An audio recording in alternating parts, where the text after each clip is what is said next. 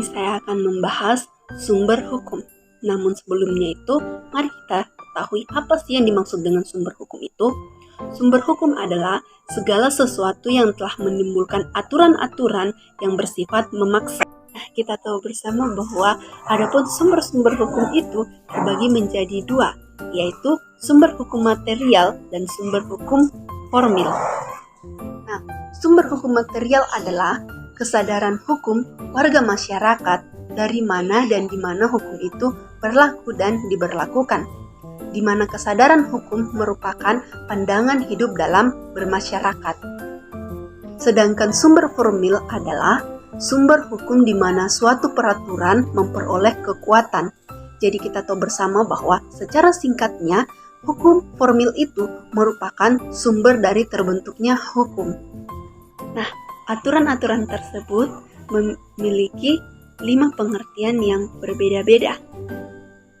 Nah, adapun tempat di mana dapat ditemukannya aturan-aturan termaksud sebagai sumber hukum formil, yaitu ada 5. Yang pertama undang-undang, yang kedua jurisprudensi, yang ketiga traktat, yang keempat kebiasaan, dan yang kelima doktrin. Aturan bagi rakyat untuk konsolidasi dalam politik dan hukum yang mengatur kehidupan bersama dalam mewujudkan tujuan negara. Nah, yang kedua itu jurisprudensi. Apa sih yang dimaksud dengan jurisprudensi? Jurisprudensi adalah keputusan-keputusan dari hakim terdahulu untuk menghadapi suatu perkara yang tidak diatur dengan undang-undang. Keputusan ini dijadikan sebagai pedoman bagi para hakim yang lain untuk menyelesaikan suatu perkara yang sama. Nah, yang ketiga itu yaitu traktat. Apa sih yang dimaksud dengan traktat?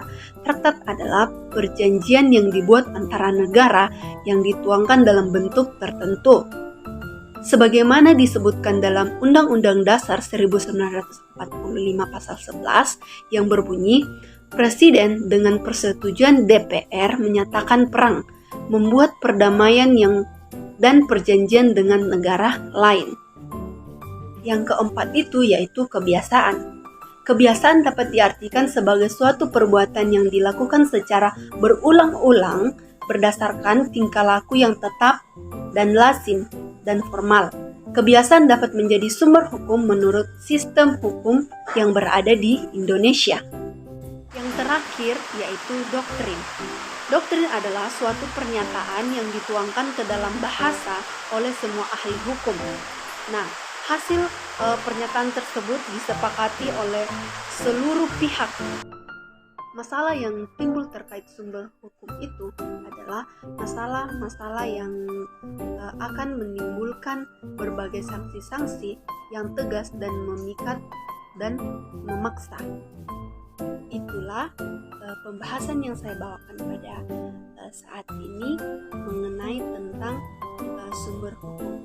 Sekian penjelasan dari saya, kurang dan lebihnya saya mohon maaf. Teman-teman sekalian jangan lupa like dan subscribe di bawah ini.